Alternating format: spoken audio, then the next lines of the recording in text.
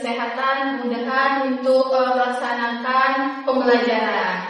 Baiklah anak-anak sekalian, sebelum memulai pembelajaran pada pagi hari ini ada alangkah baiknya kita berdoa terlebih dahulu. Berdoa dimulai.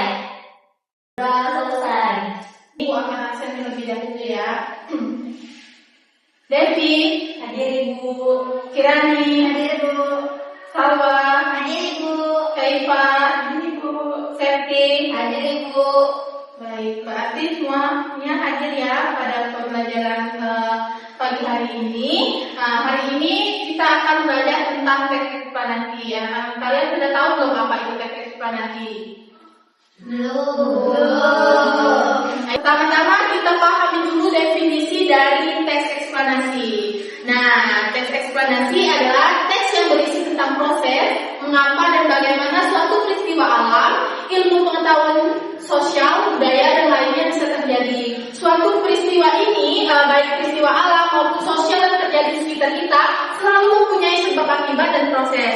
Kata eksplanasi secara etimologi yaitu sebuah istilah yang berasal dari kata dalam bahasa Inggris yaitu explanation yang artinya keterangan atau penjelasan. Struktur teksnya yaitu bersifat pernyataan umum. Nah, dalam suatu teks itu ada dulu suatu pernyataan umum anak-anak, pernyataan yang sesuai fakta.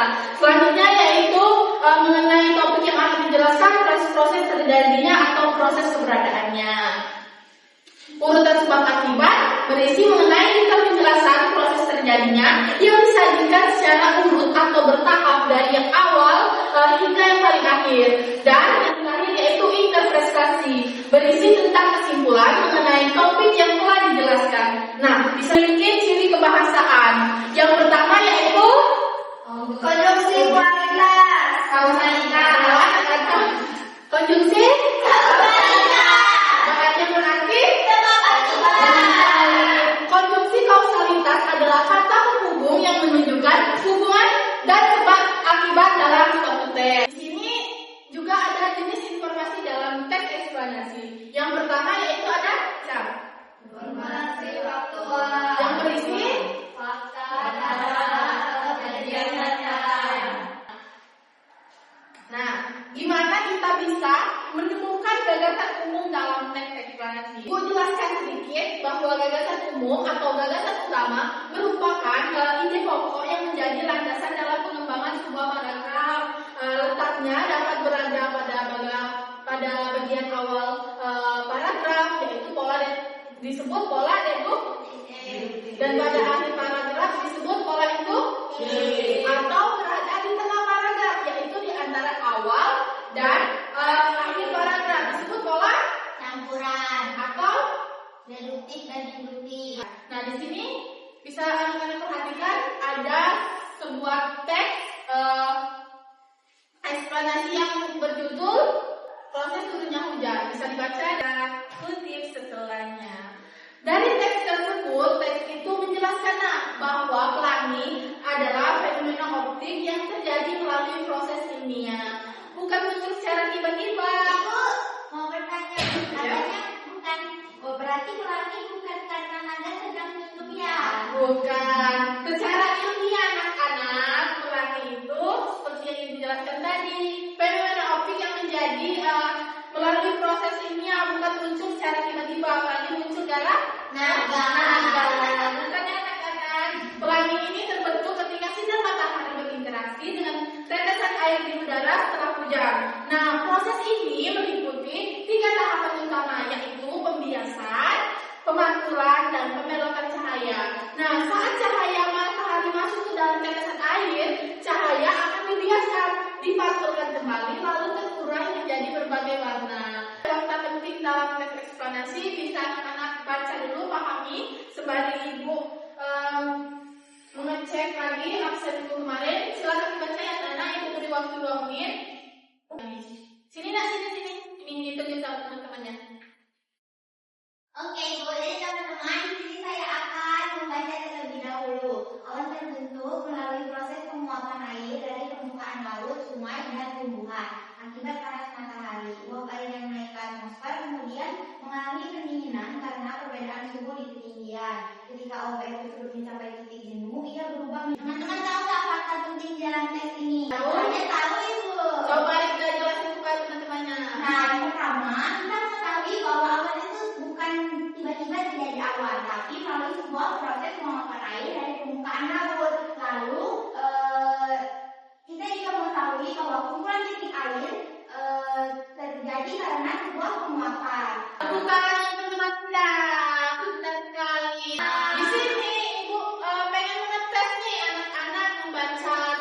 di bawah ini yang telah Ibu kasih. Terus kalian jawab nih gagasan utama, gagasan umum teks eksplanasi tersebut. Ditulis di sini, terus jelaskan fakta-fakta yang terdapat dalam teks eksplanasi tersebut. Fakta pentingnya tulis di sini. Ibu bagikan kertas, lalu kalian jawab ya.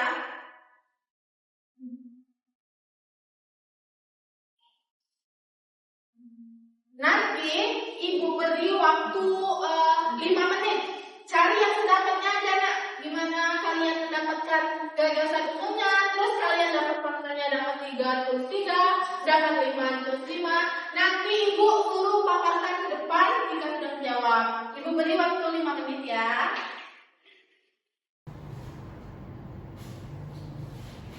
Ayo Ibu tunjuk 2 orang buat ngejelasin gagasan umum dan fakta penting yang terdapat dalam teks. Yang pertama ya, Ibu siapa? Bu Indah mau fakta penting. Ayo, boleh. Yang satu gagasan umumnya siapa? Saudari Devi, ayo nak maju berdua sama Rinda sini. Pintar sekali, berani maju ya. Sampai coklat kamu. Ya nanti kalau yang nilainya besar minggu depan Ibu bawain 1 coklat. Ayo, baca dulu teksnya. Siapa yang mau baca teksnya? Gak usah. Bahwa permukaan laut yang biru dan tengah punya kedudukan yang berwarna dan kehidupan bagi batu karang. Biar teman-temannya, baca teksnya ada, baca teks aja. Batu karang bukan hanya sekedar struktur alami, tetapi juga merupakan rumah bagi berbagai spesies laut dan mikroorganisme. Proses pembentukan batu karang adalah cerita yang menarik tentang bagaimana organisme kecil bersatu untuk menciptakan lingkungan yang produktif dan beragam. Proses dimulai dengan organisme laut kecil seperti karang lunak. Ketika organisme ini mati, mereka meninggalkan jejak kerangka kalsium karbonat di dasar laut. Waktu demi waktu, kerangka ini mulai berkumpul dan membentuk struktur padat yang kita kenal sebagai batu karang. Nah, proses ini membutuhkan ratusan hingga ribuan tahun untuk mencapai tahap penuh, di mana batu karang terbentuk dengan corak dan tekstur yang rumit. Jadi, keberadaan batu karang membawa dampak besar bagi ekosistem laut. Batu karang menyediakan tempat perlindungan bagi banyak spesies laut, termasuk ikan-ikan kecil, udang, dan kerangka laut. Lubang-lubang dan celah-celah di antara batu karang membersihkan tempat tersembunyi dari predator, menjaga keselamatan makhluk-makhluk kecil. Sudah ya? Nah, jelasin siapa yang mau jelasin? Gagasan utama atau gagasan utama? Jadi gagasan utamanya itu ini Ibu, proses pembentukan batu karang Nah, itu. adalah tempat tinggal mikroorganisme laut. Nah, ayo menyimak kayak di belakang. Gagasan utamanya apa yang bisa disebutkan teman-teman kalian? Nah, kan tidak ada yang nyimak. Sudah Ibu jelaskan bahwa kalian juga harus nyimak agar memahami bagaimana gagasan utama ini yang ada pada tes. Kasihan dong teman-teman kalian sudah belajar. Ayo, kira ini. Jadi gagasan utama proses di mana pembentukan batu karang, perannya dalam ekosistem laut serta ancaman yang dihadapi batu karang akibat perubahan iklim dan aktivitas manusia. Benar nggak Dem itu? Benar. Sudah tepat? Dah. Sudah. Gagasan utamanya sudah dapat? Sudah.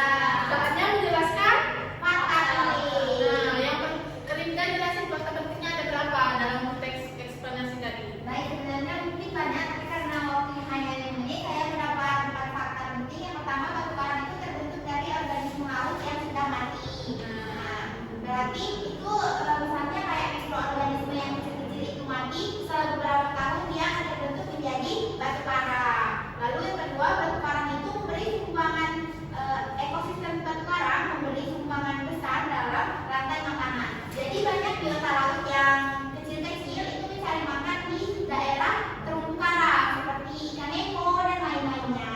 Lalu ada batu karang saat ini, fakta ketiga, batu karang itu terancam punah oleh akibat iklim dan juga aktivitas manusia. Nah, akibat aktivitas manusia ini contohnya penggunaan jaring harimau yang merusak terumbu karang. Lalu yang keempat, ada sistem batu karang itu membantu menyaring air laut agar kualitas air laut itu baik dan juga bersih. Maka dari itu air laut selalu jernih.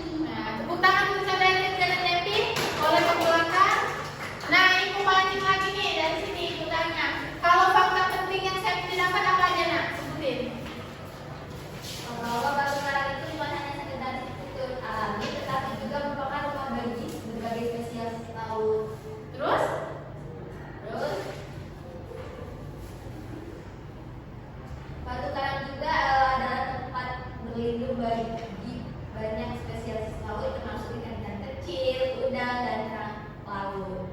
Nah, sudah paham kan sampai sini bagaimana tes eksplanasi itu bisa terjadi, strukturnya, informasi penting yang terkait di dalam teks, dan ciri-ciri tes eksplanasi. Begitupun pola yang terdiri menjadi dua pola yang telah disampaikan tadi.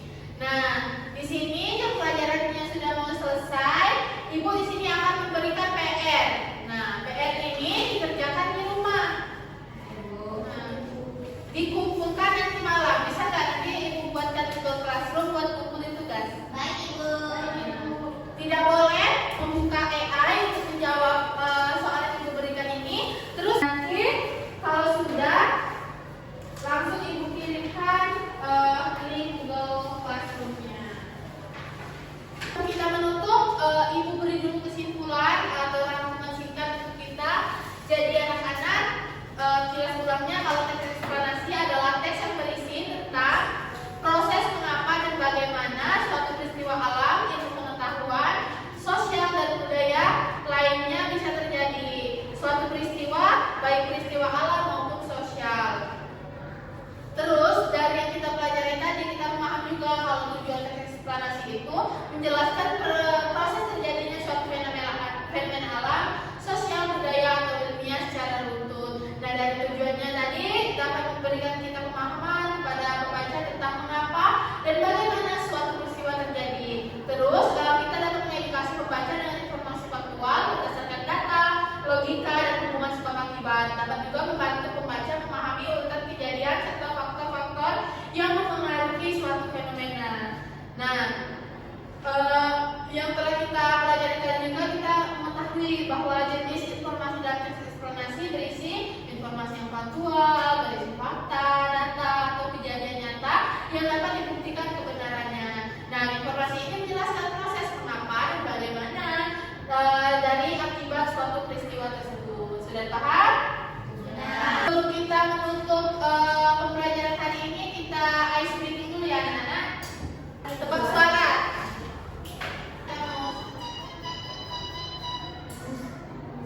Apakah benar? Iya.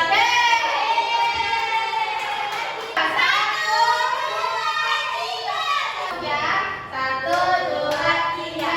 Cita-cita dirinting, diam-diam meraya datang Baik, semuanya mungkin pertemuan kita pagi hari ini cukup sampai sini dulu. Mohon maaf ya anak-anak apabila ibu ada kesalahan dalam menyampaikan kata-kata atau menyinggung hati anak-anak sekalian. Jangan lupa tugasnya dikumpul di Google Classroom.